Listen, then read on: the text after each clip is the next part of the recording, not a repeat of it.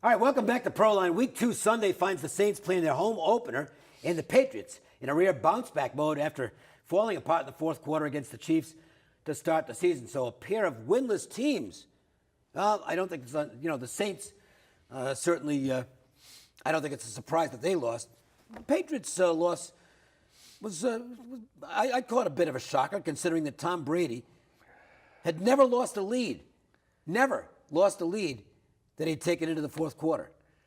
Well, history changes everything. Well, yeah. Okay, so that was a shocker, and it led the season off with a shocker. They have injuries there, and Edelman being out, that's Tom's favorite receiver. That makes a difference. Edelman got hurt. Hightower got hurt. They have some issues there, injuries, etc. They have some new players that are going to help extend the field.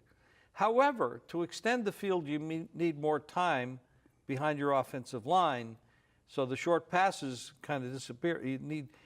So he needs protection from the offensive line in order to let the receivers go downfield. It's not the same kind of offense that he was running with Edelman being there, which is a possession receiver. It's the Patriots. They'll tweak it.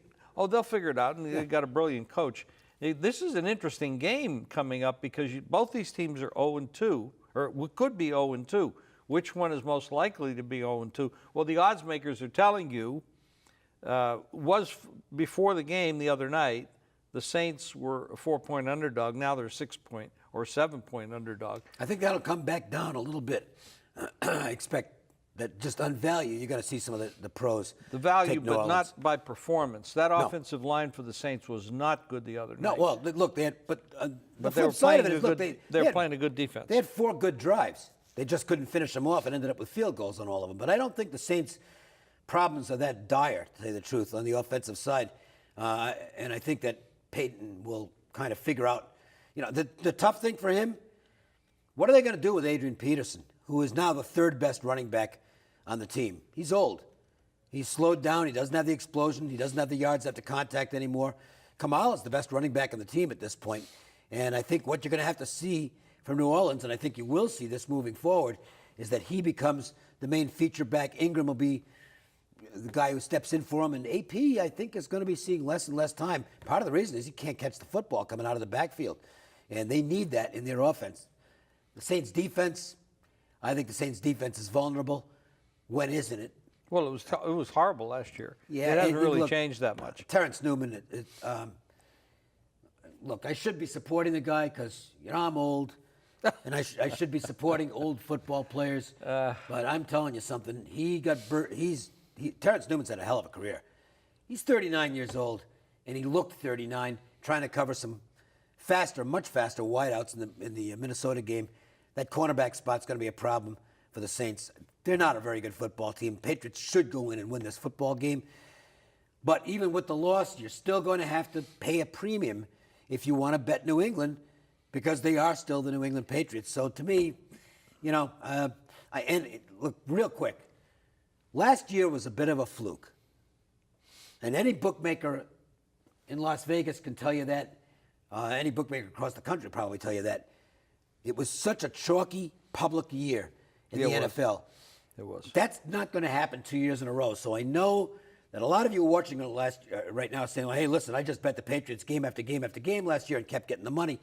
That's not going to happen again this year. The odds makers did a good job compensating last year and forcing you to pay a premium to bet against Cleveland and to bet on the New England Patriots as examples, but it didn't matter because they kept getting there anyway. That stuff doesn't happen 2 years in a row. You're right. And the Patriots bounced back from losses very well. Yep. I mean, Belichick, and they've had 10 days. Just like the Chiefs. So the Chiefs and the Patriots both had 10 days to prepare for their next game. And the scheduling thing is wrong.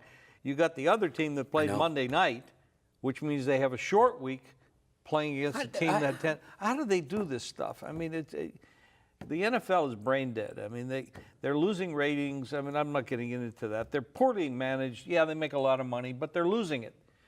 And they're losing their direction. It's crazy, some of the stuff, and the officiating was horrible. Ooh, so I mean, just real good. Absolutely brutal. So anyway, going back to this game, New England has more time to prepare. They have more time to tweak. This other team was on the road playing on Monday night. Patriots is home watching them and getting prepared for what they're going to do the following week. You know they're coming. Why is the game gone from what it was before? It was 4. Now it's key spots. Right now I'm looking at the number 7 in some spots. And that's a big line to lay on the road against a reasonably good team with a really good quarterback. All right, let's get Jeff Saad's take on this game from Las Vegas Sports Services. Go ahead, Jeff. What do you got? Thanks, guys. The Patriots come off a poor home game against Kansas City and are in bounce-back mode, but this team is dealing with too many injuries and defensive question marks already. The defense is the biggest concern with no pass rush and limited linebacker talent and depth. They played here in 2009 in a Breeze, Brady, Belichick, Peyton showdown, a New England team that also had defensive concerns, and lost 38-17. This is a home opener for the Saints, who are 13-5 against the spread as an underdog, while Coach Sean Payton is 34-21 ATS as a dog. I'll back the home dog, guys.